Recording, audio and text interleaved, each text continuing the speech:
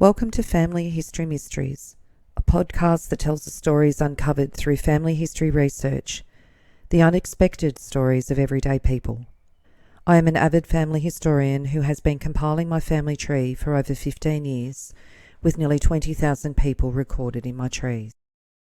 And please put a review on my podcast. That will certainly help in getting the word out there and creating more listenership. Episode number 286.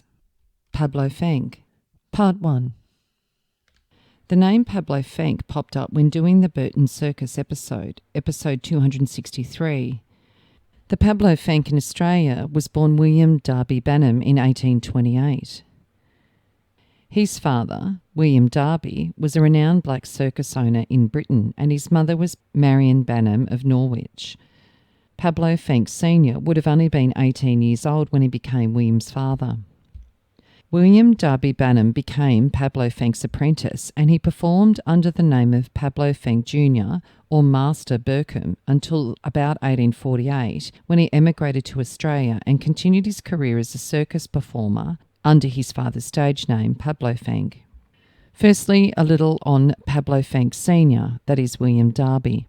He was born on the 30th of March 1810 in England. There is a birth register at St Andrew's Workhouse in Norwich reporting that there was a birth of William Darby to John Darby and Mary Stamp at the Norwich Workhouse on the 1st of April 1810, and he was one of at least 5 children. When Pablo Fanque Sr. married in 1848, he stated that his father's occupation was a butler. Dr. John M. Turner speculates in his 2003 biography of Fanque that his father was African-born and had been brought to the port of Norwich and trained as a house servant. Pablo Fanque Sr. was reportedly orphaned at a young age. While some contemporary reports did not refer to Fanque's African ancestry, other reports noted that he was a man of colour or a coloured gentleman or an artiste of colour. This suggests that he may have been mixed race with European ancestry as well. Pablo Fanque Sr. was a British equestrian performer and a circus proprietor, and he became the first recorded black circus owner in Britain. His circus was popular in Victorian Britain for 30 years, a period that was regarded as the golden age of the circus. He was apprenticed at the age of 11 to the circus proprietor William Darby and made his first appearance in a sawdust ring in Norwich on the 26th of December 1821, titled Young Darby. His acts included equestrian stunts and rope walking. Once established as a young adult, William Darby changed his professional name to Pablo Fanque. The Hampshire Advertiser documented when Fanque performed before the royal family in Brighton as part of William Darby's troupe on the 3rd of January 1834. A history of the Lawns records an advertisement that reads, 16th of September 1834, a grand Scottish fete with a tightrope performance by Pablo Fanque. In 1836, it is reported that Batty was in Nottingham with a company which included Pablo Fanque, a Negro rope dancer, whose real name was William Darby. Also, newspapers from London and Ryde in 1839 and 1840 describe him as already a fixture at Astley's, which was part of William Batty's circus. Britain had abolished slavery in 1834. In 1843, when clergy in Burnley were criticised in the Blackburn Mercury for attending performances of Fanque's circus, a reader responded, "Ministers of religion of all denominations in other towns have attended Mr. Pablo Fanque's circus. I am sure that the friends of temperance and morality are deeply indebted to him for the perfectly innocent recreation which he has afforded to our population, by which I am sure hundreds have been prevented from spending their money in revelling and drunkenness." And in the Illustrated London News, in 1845, it reported, Mr. William Darby, or he is professionally known as Mr. Pablo Fanque, is a native of Norwich and is 35. He was apprenticed to Mr. Batty, the present proprietor of Astley's Amphitheatre, and remained in his company several years. He's proficient in rope dancing, posturing and tumbling, and is also considered a very good equestrian. After leaving Mr. Batty, he joined the establishment of the late Mr. Ducrot and remained with him for some time.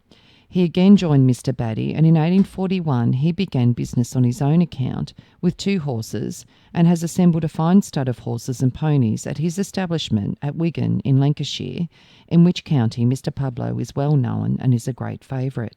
His performance was reported in the same edition. Fanque is described as a skillful rider and a very good equestrian. Mr. Pablo has trained his black mare to do the most extraordinary feats of manège, that is a practice related to dressage, an art that's considered to belong only to the French and German professors, and her style certainly far exceeds anything that has ever yet been brought from the continent. Pablo Fanque made a highly successful London debut in 1847. Describing his performance, the Illustrated London News wrote that Mr. Pablo Fanque is an artiste of colour, and his steed we have not only never seen surpassed but never equalled. Mr. Pablo Fanque was the hit of the evening. The steed in question was Beda, the black mare that Fanque had bought from Batty. That the horse attracted so much attention was a testament to Fanque's extraordinary horse training skills. An illustration closely resembling the one appearing in the 20th of March 1847 edition of the Illustrated London News appears on an 1850s poster advertising Fanque's appearance in Leeds, with the headline M. Pablo Fanque as he performed by royal command at Astley's Amphitheatre before Her Most Gracious Majesty the Queen. Pablo Fanque married Susanna Marlowe, the daughter of a Birmingham button maker, although it is unclear whether they were actually legally married. They had two sons, William, who was born in 1832, and Lionel in 1836. Family trees have their first son, William, being born in 1832. However, you would have noticed at the beginning of the episode I said 1828, so there's a little bit of difference in the records there. On the 18th of March 1848, at a benefit held for Wallet in Leeds, their son William was performing a tightrope act before a large crowd at the Amphitheatre at King Charles Croft. The 600 people seated in the gallery fell when it collapsed. Susanna Darby was the only fatality. Heavy planks hit her on the back of the head. Reportedly, Pablo sought medical attention for his wife at the King Charles Hotel, but a surgeon pronounced her deceased. Wallet's wife was sitting with her, but she escaped serious injury. Years later, on the 4th of March 1854, in an edition of the Leeds Intelligencer, it recalled the incident while announcing the return of Pablo Fanque's circus to Leeds. His last visit preceding the present one was unfortunately attended by a very melancholy accident. On that occasion, he occupied a circus in King Charles's Croft, and part of the building gave way during the time it was occupied by a crowded audience. Several persons were more or less injured by the fall of timber composing parts that proved too weak, and Mrs. Darby, the wife of the proprietor, was killed. The event excited much sympathy throughout the borough. 3 months after his wife's death, Pablo married Elizabeth Corker, a circus rider and daughter of George Corker of Bradford. Elizabeth was 22 years old. With her, Fanque had 2 more sons, George in 1854 and Edward Charles, known as Ted, in 1855. Both joined the circus. Ted also achieved acclaim as a boxer, and a daughter, Caroline Susanna, died at the age of 1 year and 4 months. In Edinburgh in 1853, there was a Pablo Fanque's Amphitheatre on Nicholson Street, where the Edinburgh Festival Theatre now stands. In Cork, Ireland in 1850, Fanque built an amphitheatre on the site of the former Theatre Royal, where the current General Post Office stands, that was built in 1877. His circus also performed at the Donnybrook Fair in 1850, 5 years before the centuries-old fair was discontinued. Fanque's children joined his circus, Ted performing under the name of Ted Pablo. In the autumn of 1861, famous English prizefighter Jem Mace toured with Fanque's circus. There was a mention of W.F. Wallet's wife earlier with the fatal accident that occurred with Fanque's wife. He was close friends with W.F. Wallet, who was a clown, and W.F. Wallet performed in his circus. He also managed Fanque's circus for a time. Wallet frequently promoted himself as the Queen's jester, having once performed before Queen Victoria in 1844 at Windsor Castle. In the Warriston Cemetery in Edinburgh stands the tombstone that's dedicated to 2 of Fanque's children with Elizabeth Corker, William Batty Patrick Darby, that died at 13 months, and Elizabeth Darby, who died at 3 years. Both died in 1852 in Chewham, Ireland. Fanque performed in Edinburgh in the early 1850s. The 1861 census records Pablo Fanque as living with a woman named Sarah Smith, who was 25 and described as his wife. They had a daughter, Eliza, in 1860. In the 1871 census record, it showed him living again with Elizabeth Corker, his wife, and his 2 sons in Stockport. Pablo Fanque died of bronchitis at the Britannia Inn at Stockport, England, on the 4th of May, 1871. The funeral procession had Fanque's favourite horse follow with 4 coaches and mourners. He was buried at the Woodhouse Lane Cemetery in Leeds next to his first wife, Susanna Darby. Susanna Darby's monument reads, "Sacred to the memory of Susanna Darby, aged 47 years, the beloved wife of William Darby, equestrian manager, professionally known as Pablo Fanque. Her death was occasioned by the falling of a part of the circus erected in King Charles's Croft in Leeds on Saturday the 18th of May 1848. Her bereaved and afflicted husband has caused this monument to be erected. Also, Caroline Susanna, the infant daughter of William and Elizabeth Darby, who died on the 1st of January 1859, 1 year and 4 months. Of such is the kingdom of heaven." And Fanque's monument reads, "William Darby Pablo Fanque, who died on the 4th of May 1871 at the age of 75. His death was announced in the newspapers. Pablo Fanque, the well-known equestrian, died at Stockport yesterday. He was a man of colour and was born at Norwich in 1804. He was consequently 67 years of age. He served as an apprentice under the celebrated Batty and was only 9 years of age when he gave his first public performance. He made several successful tours through Europe, America and Australia, and came into possession of £4,000 some few years ago on the death of a son in Australia. At his special request, the funeral will be attended by members of the profession and by his celebrated performing pony Wallet. He leaves a wife and 2 sons. On the 8th of October 2010, as part of the Light Night ceremony, the Leeds University Union unveiled a blue plaque commemorating Pablo Fanque's final resting place. It says, "Born William Darby, he was the first black circus owner in Britain. He regularly performed in Leeds. On the 18th of March 1848, near the location in King Charles's Croft, his circus building collapsed, causing the death of his wife Susanna. Both are buried in the Leeds General Cemetery." In 1905, 30 years after Fanque's death, the chaplain of the Showmen's Guild of Great Britain, Reverend Thomas Horn, wrote, "In the great brotherhood of the equestrian world, there is no colour line, for although Pablo Fanque was of African extraction, he speedily made his way to the top of his profession. The camaraderie of the ring has but one test: ability." In addition to regularly holding such testimonial benefit performances for circus workers down on their luck or struck down by injury, Fanque would also donate regularly to veterans, widows and orphans charities. One man wrote he was of the highest probity. He expected all of his performers to attend church on Sunday. For many, many years, his great popularity, consummate ability and great business perseverance kept him well in front of the equestrian profession. He was a genius, both in the training of humans and dumb beasts. Many were the splendid equestrians he trained, and great was his power with horses and other animals. Fanque's stomping or waltzing ground was the grim, industrial, satanic mill field north of England. He toured factory towns from Manchester to Leeds and as far as Oldham and Scotland, where he'd put up his tent for a couple of months at a time, and where often the circus was not only the entertainment highlight of the year, it was the only entertainment. As one old-timer remembered, in those days Manchester Fair without Pablo's circus was not conceivable. A wood engraving of Pablo Fanque upon his horse appeared on the cover of the 2003 book Black Victorians, Black Victoriana. In 2008, a gallery named Pablo Fanque opened in Sydney, New South Wales, showcasing limited edition, wearable and small-scale artworks and contemporary collectible jewellery and objects from across Australia and overseas. In 2018, Pablo Fanque House, a student accommodation block near his birthplace in Norwich, was opened. John Lennon, from the Beatles, walked into a Sevenoaks antique shop where a poster advertised a February 1843 benefit for Mr. Kite that was an advertisement for Pablo Fanque's Circus Royal. Lennon bought the poster, took it home, put it above his piano, and a little over 2 weeks later he had written what he insisted was correctly called Being for the benefit of Mr. Kite. "Everything in the song is from this poster," Lennon later said, "except the horse wasn't called Henry, it was called Xanthus." And part of the lyrics of this song says, "For the benefit of Mr. Kite, there will be a show tonight on trampoline. The Hendersons will all be there. Late of Pablo Fanque's fair, what a scene." Lennon said that Fanque was renowned for training his horses to actually waltz in time to the music, something few other horses in Britain could do, as the band usually had to keep an eye on the horse's hooves and keep changing the tempo to match its steps. Fanque's horses, of which he had up to 30 at a time, kept to the music's rhythm.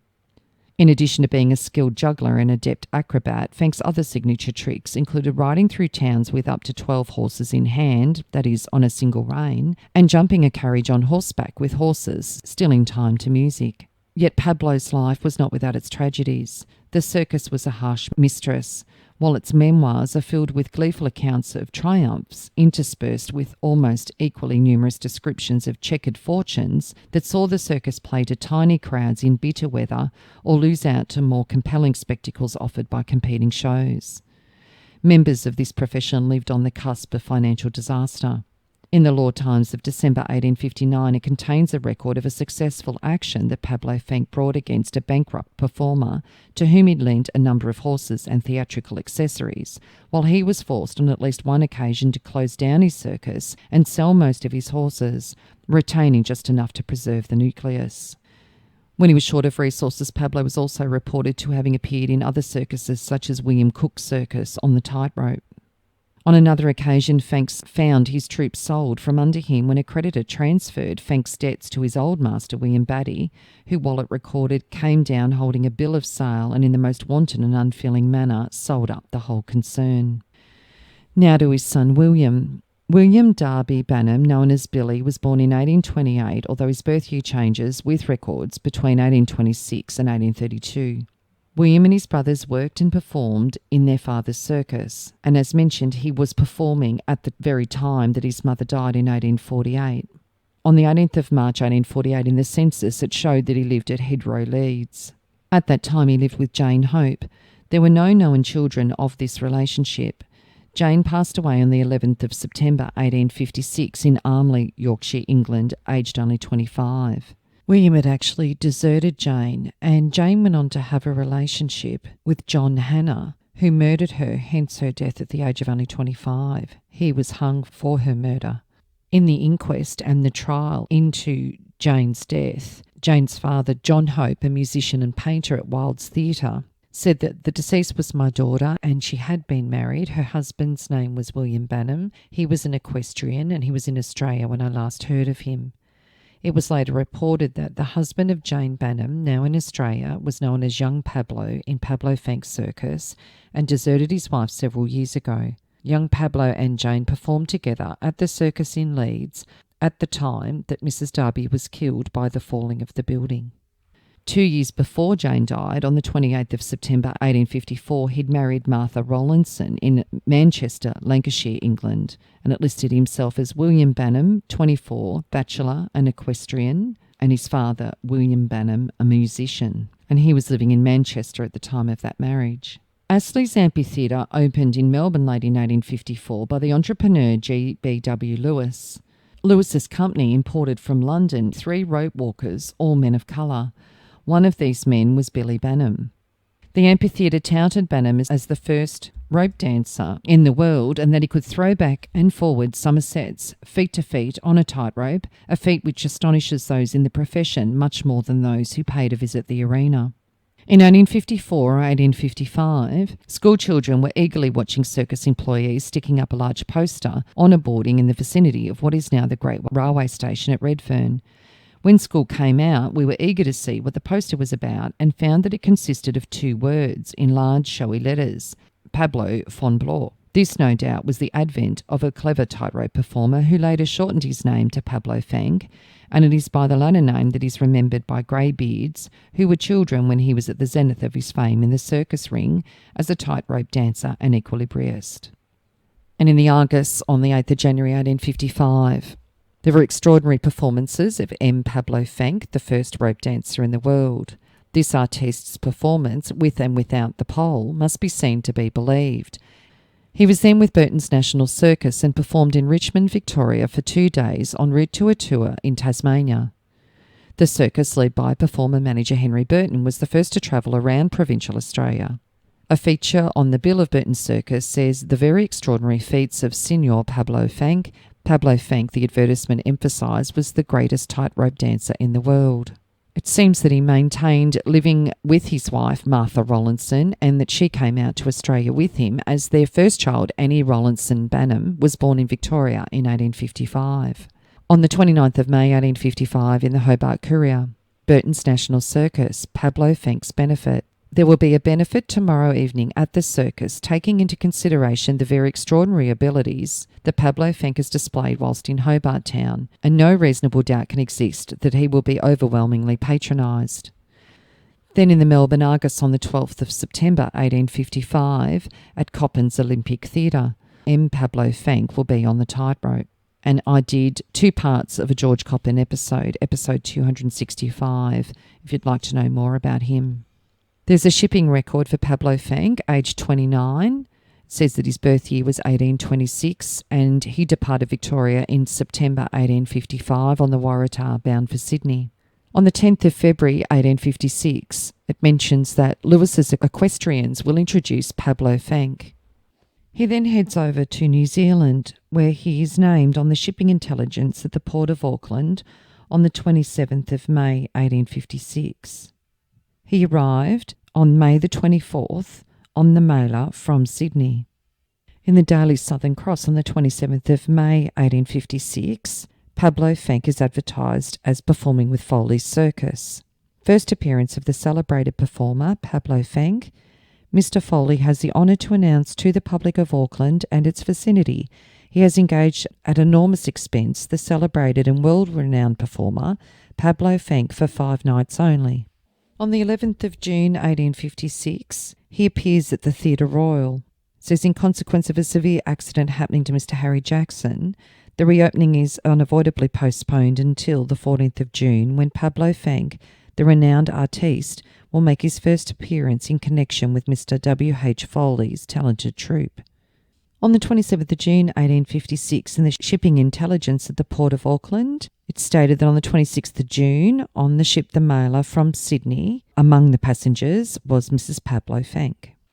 On the 1st of July 1856, in the Daily Southern Cross, on Saturday evening at the theatre, Pablo Fanque and Madame Tourneur gave a graceful performance on the double tightrope. The concluding piece, the pantomime, was delightfully played and was the real amusement of the evening.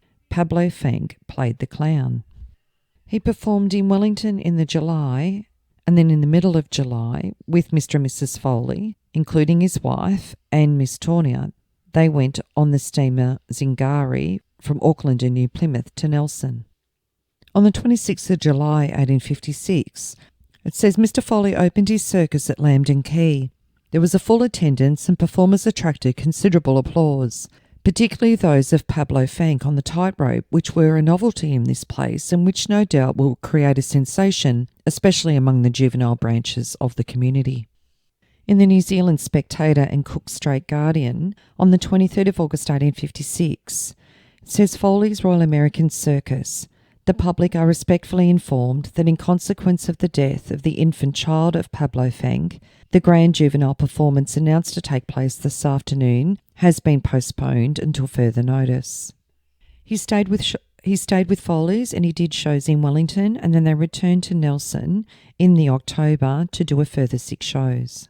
And in the Sydney Empire, it reports that Pablo Fanque has been on a visit up the west coast of New Zealand and returned to Wellington. He exhibited his truly wonderful feats on the tightrope at several places which he visited on the coast.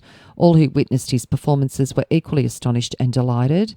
The natives at Manawatu were so well pleased with him that they wish him to reside amongst them and have marked out a piece of land which they've given him to reside upon. We understand that Mr. Pablo Fanque intends visiting Sydney to make arrangements there, previous to taking up his residence at Manawatu. It seems that a permanent residence in New Zealand wasn't part of his plan, as then back in Australia, on the 3rd of November 1856, tightrope performances by Senor Pablo Fanque and Madame de la Casse, who took tea at a table on the wire with other feats of balance, posture and skill, such to the satisfaction of the beholders.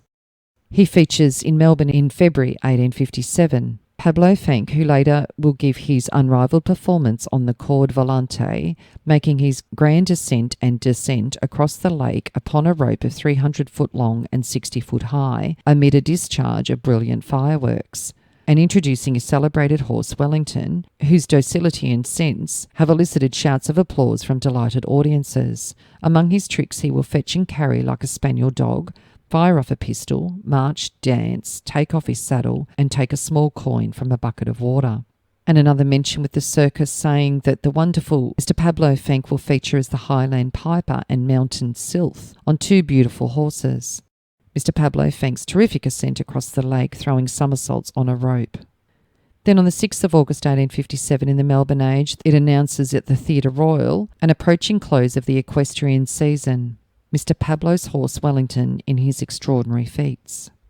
On the 7th of September 1857 in the Mount Alexander Mail, it announces that at Astley's Amphitheatre, under the management of Mr. G. Lewis, 3 nights only, the performance of this immense establishment, who've been playing to crowded houses at the Theatre Royal Melbourne, combine equestrian and dramatic artistes. And he's first on the list of the mammoth troupe, Mr. Pablo Fanque, the greatest rider and tightrope dancer in the world. And at this point, it mentions Madame Pablo Fanque as a lady equestrian. On the 8th of October 1857, in the list of unclaimed ship letters, Pablo Fanque is featured. A son, John Banham, who was known as Frank, was born on the 16th of December 1857 at the Commercial Hotel in Melbourne. And it was at this time that Pablo became the ringmaster of Ashton's Circus, and he kept this role from 1858 to 1861. On the 27th of October 1858 in the Bathurst Free Press and Mining Journal, Great Attraction, Australian Circus. This company is by far the most complete in or out of Australia. The Mammoth Pavilion is capable of holding 1,000 persons. The interior is fitted with portable seats, arranged in a novel plan to prevent accidents. This company will perform at Bathurst on Saturday evening. The world-renowned Pablo Fanque, the greatest tightrope dancer of the age. Pablo Fanque, the tightrope artiste, whose terrific bounds and somersaults on the elastic cord fill every beholder with amazement. The Grand Star and Waltz entree led by Mr. and Mrs. Pablo Fanque and the rest of the company on 8 beautiful horses. And the black horse Wellington, bred in Victoria, Mr. Pablo Fanque with pride invites the attendance of all gentlemen interested in the equine race of the colonies to witness the instinct of this native horse. The training of this noble animal will present a new era in the school of menage. This is a graceful and pleasing act, being a model of perfection.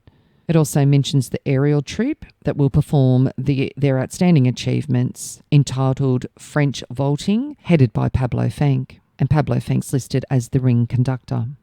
On the 10th of March 1859 in the Sydney Morning Herald, he's listed as residing in Sydney. Then he's back down in Melbourne again on the 20th of April 1859 as living in Richmond, and it says that he's at the Prince of Wales Theatre. Don't forget Pablo Fanque's benefit tomorrow night.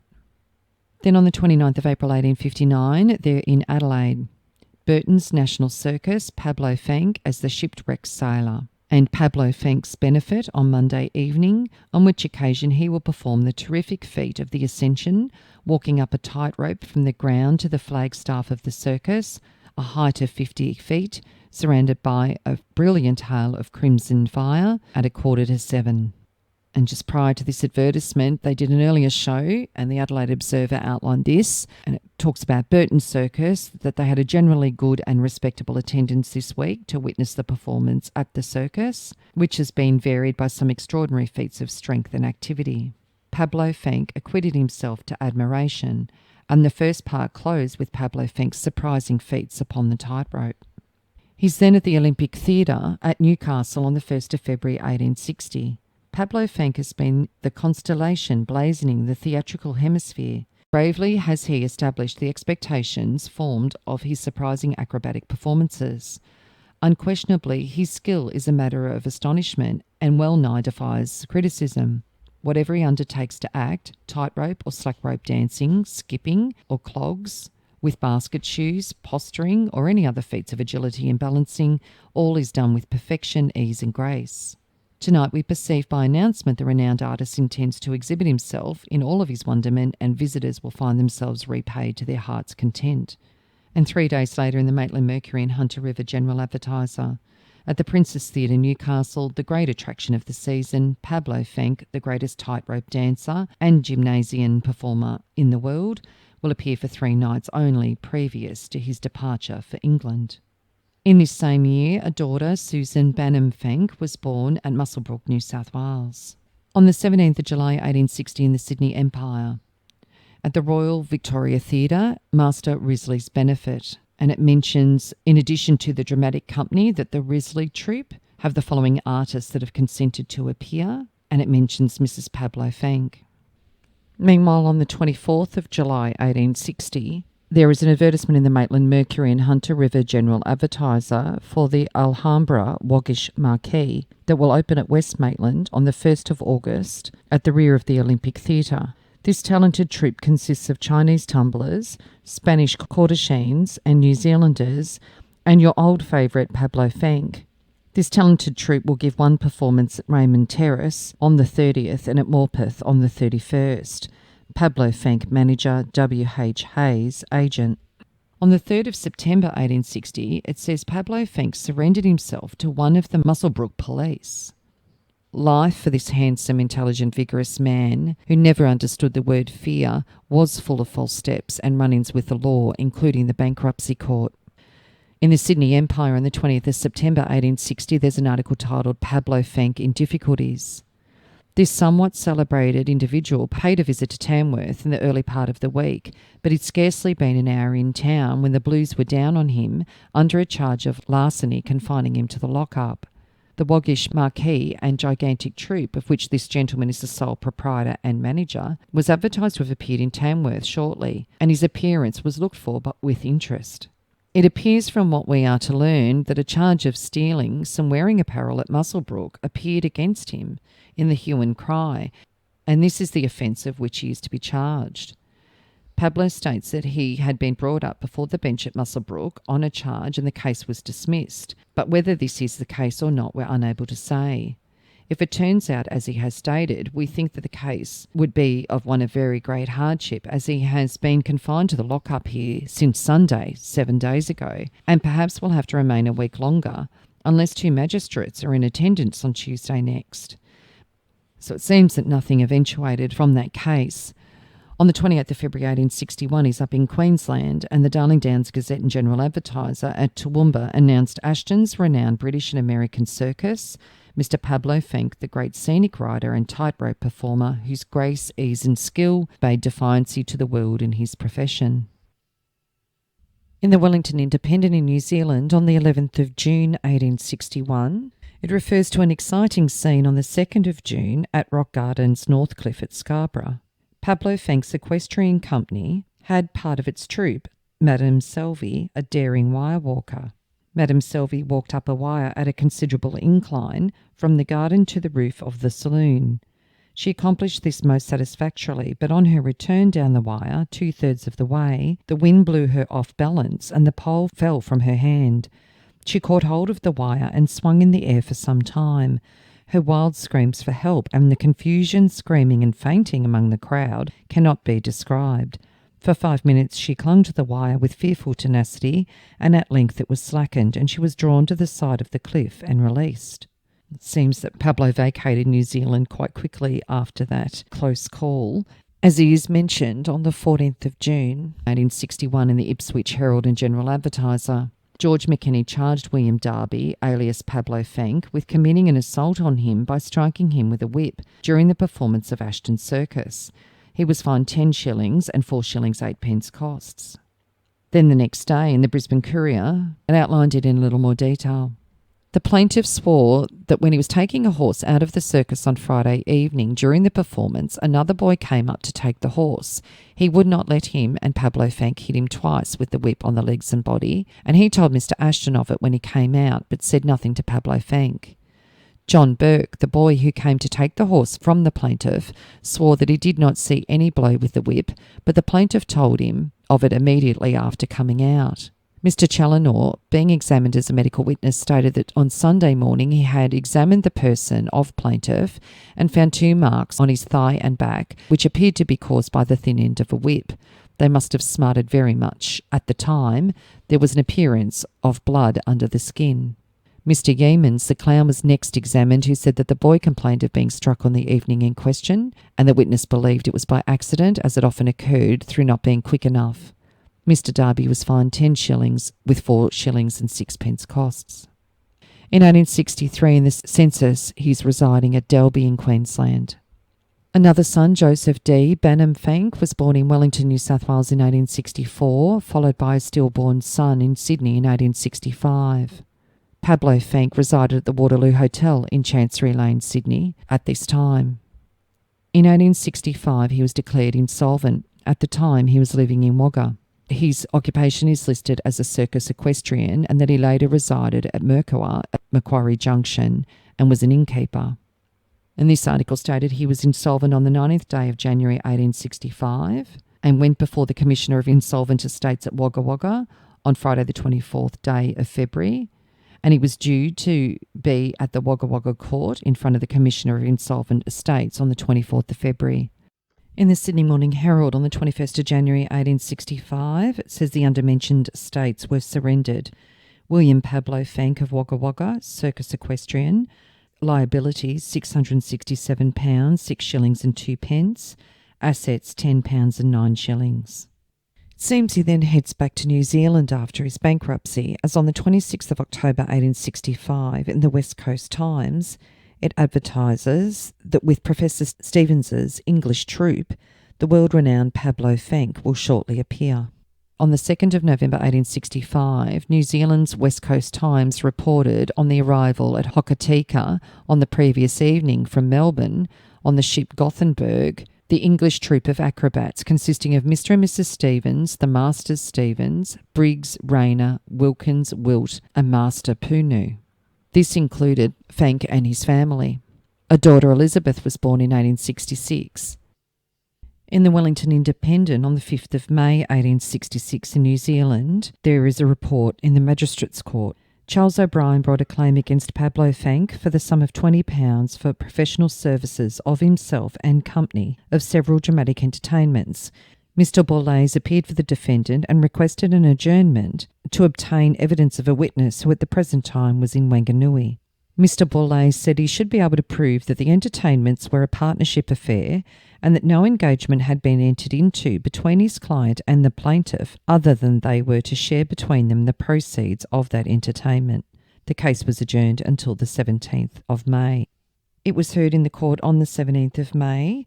His worship, after going through the accounts, gave a judgment of £12, 14 shillings and 5 pence with costs. On the 31st of July 1866, he's in Christchurch, New Zealand, with his family. The principal feature in this evening's performance was the appearance for the first time in Christchurch of the celebrated gymnasts Pablo Fanque and his clever children. Their performances commenced with a Highland fling danced by Miss Annie Pablo in a very fascinating manner, after which Master Pablo went through some very daring feats on the trapeze. The performances of this youthful athlete were truly extraordinary, and one almost felt relieved when he had accomplished those which were most difficult. Pablo Fanque followed on the tightrope, and the manner in which he sustained his equilibrium, both with and without a balancing pole, was astonishing. He threw several somersaults, skipping on the rope, and went through several contortions with remarkable rapidity and ease. Pablo Fanque is decidedly the best tightrope dancer that has appeared in Christchurch. On Wednesday evening, Pablo Fanque and his troupe will make a second appearance. Another article said that Monsieur Pablo Fanque took his benefit last night. For the first time in Christchurch, he made his appearance as an actor, and we must say that he seemed as much at home in his acting as he does in his acrobatic feats. His rendering of Jim, a Negro character, was a capital performance, and Master Pablo and his sister exhibited the elements of considerable dramatic talent in the pieces which fell within their roles. On the 18th of August 1866, says Pablo Fanque, this very clever gymnast will give one of his performances in Littleton this evening. He'll be assisted by his son and daughter. We can assure our Littleton friends that the performance is well worthy of their patronage. And Pablo Fanque visited Kaiapoi last evening. The performance took place in the Kakanui concert room. The attendance was limited, but those that assembled appeared to appreciate the feats of the skill which they witnessed, the younger portion of the audience being particularly amused with Miss and Master Pablo and their performing dogs. On the 20th of August 1866, in the New Zealand Press, the renowned Pablo Fanque will perform on Tuesday afternoon at the Sunnyside Lunatic Asylum before the inmates. We learn also that the children of the orphanage and of the surrounding schools will be invited to attend. The family sailed on the Wheeler for Dunedin on the 27th of August 1866. He then went to Otago until early September, then moved up to North Otago, and by the middle of September was up at Timaru. And by this time, he's announcing in his advertisements that he'll throw 30 somersaults on a tightrope. He's now also advertising himself as Pablo Fanque and family. Then in early October, they're in the Milton area, and by the beginning of November, he's featured in the Otago Daily Times saying that he is at the Princess Theatre. His act at the Princess Theatre was a Blondin feat of carrying a boy on his back for the entire length of the theatre on a tightrope. In the middle of November, he performed at Dunedin, and then by the middle of December, they're on the West Coast. By Christmas of 1866, they're up in the Grey River area. He's advertising himself as Pablo Fanque and his Lilliputian troupe, who have had the honour of appearing before Her Majesty Queen Victoria and all the crown heads of Europe. Master J. Pablo in his great gymnasium act, Nightly, the Petite Danseuse and the wonderful performing dogs, Punch and Nelson, and Mr. Pablo Fanque and his wonderful feat on the cord volante. Pablo Fanque departed Hokitika on the 17th of June 1867 and arrived in Sydney. In the West Coast Times on the 23rd of November 1867, it says, "This evening a performance takes place at the Prince of Wales Opera House for the benefit of Mrs. Pablo Fanque, the wife of the celebrated acrobat and tightrope dancer, who with her 3 children is at present resident in Hokitika. The performances are under the patronage of His Worship the Mayor, and the circumstances connected with this benefit are of such a nature as to appeal most forcibly to every benevolent heart. Pablo Fanque is at present the inmate of a hospital in Sydney, and his failing health he naturally desires once more to see his wife and children, but alas, neither he or she have the means to provide for their passage. He is destitute in New South Wales. She is destitute with her children in Hokitika.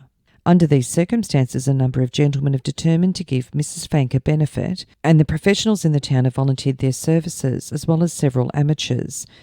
Those who cannot attend might take tickets, remembering the words of an old but true book that says it is more blessed to give than to receive." The assumption is that Martha and the children were able to return to Australia due to that benefit. As on the 25th of December 1867 in the Sydney Morning Herald, it announced that at Balmoral Gardens on Boxing Day that the world-renowned Pablo Fanque in his great acts on the tightrope and the wonder of the age La Petite Celeste, only 11 years of age, which is in fact Annie. Master John Banham, whose feats on the high trapeze have never equalled even those by the great Leotard. On the 31st of January 1868 in the Sydney Morning Herald, at the Grand Hippodrome in Redfern by the Great World Circus Company, with Misters Ross and Carlo, the champion acrobats, and Pablo Fanque, the wonderful rope performer. And Pablo died on the 8th of June 1869 at his residence at Wilmot Street, Balmain, New South Wales, under his birth name William Banham, of consumption, so tuberculosis. He was only 38. His wife Martha was the informant on the death certificate, and she wrote that his parents were William Darby Banham and Susan, and that he had been born in Norfolk, England. And as mentioned earlier, he bequeathed to his father in England, upon his death, £4,000. His father was to survive another 2 years beyond his son's death. His obituary was featured on the 19th of June 1869 in Hobart, Tasmania. Pablo Fanque, the most extraordinary agile tightrope dancer of the present age, died at his residence at Wilmot Street on Tuesday at a comparatively early age of 38. Pablo was a mulatto, though probably born in England. His performances in the Theatre Royal shortly after it was erected 12 years ago will be remembered by a large proportion of the thousands who crowded nightly to see his extraordinary feats. Pablo had a wonderfully intelligent, well-trained black horse he named Wellington. He brought the horse on the stage and caused him to perform some amusing tricks and dance a polka, but the cleverest feat of Wellington was considered trifling in comparison to the least wonderful of those of his intrepid master. His feats on the tightrope passed from the stage to the dress circle and were seldom squalled and never surpassed by any other performer. He never made a false step in his various evolutions on the rope, even when his feet were enveloped in bushel baskets, and he was in the practice of going the length of the rope, throwing somersaults from one end to the other, and alight and stand on one foot on the rope after the last somersault. When Pablo was here, he had a good balance with his banker. He was subsequently very successful in New Zealand, New South Wales and Queensland. He appeared to have retired into private life in consequence of ill health. He died of consumption brought on by exposure to the elements during his professional perambulations. On the 12th of June, in reference to Pablo Fanque, there was the Spread Eagle, on the corner of Park and Elizabeth Streets, kept by Ned Bitton, and it was here that one Pablo Fanque performed on the trapeze. He was connected with Ashton's Circus, which had been erected in the backyard of Mr. Bill Thompson's Horse and Jockey Hotel, and he was a renowned tightrope walker. He had the rope attached to a stout peg driven right on the corner of Bell and Brisbane Streets. This was stretched to the top of the circus tent pole erected in the backyard named, and Pablo Fanque not only walked quite gaily upon the rope, but he afterwards wheeled a barrow, which was seated, a Chinaman, right up to the very top. Pablo Fanque also walked a rope stretched from Bell to East Street. We all thought that his feat of walking and wheeling a barrow up the incline was a wonderful achievement. And on the 18th of June 1923 in the Launceston Examiner, it says, in the early days, Westbury was visited by travelling shows. Burton'sCircus used to come around once a year, and Pablo Fanque, a great rope walker, with his circus troupe, also visited Westbury. Martha was recorded as living in Waratah, New South Wales in 1870. There was a Mrs. Banham that appeared in the Water Police Court in Sydney in April 1874 for a breach of the Tenement Act, and a warrant was issued. However, there was no further information in the police gazettes or Sydney newspapers on this. There is no doubt that Martha returned to England, quite possibly within 5 years of William's death. It is uncertain whether her youngest child George went with her or he had died as an infant. No record has been located. William and Martha's other children were left in institutions in New South Wales, and it's believed by the family that Martha returned back to England to claim the quite substantial amount of money that her son left her father-in-law. Martha is living with her parents as a widowed housekeeper in 1881 at Clee with Willesby in Lincolnshire. There's no listing of George in this census, however he's 15 by this time and could easily have been living elsewhere. Martha died at the age of 60 at Grimsby in England in June 1897. In part 2, I'll be covering the lives of William and Martha's children in Australia. If you are interested in sharing your story on my podcast Family History Mysteries, please go to my Facebook page and send me a message. If you would like some assistance in filling in the gaps in your family tree to see what mysteries you solve, please get in touch. And don't forget, you can have early access to episodes by subscribing, and you'll also gain access to bonus episodes.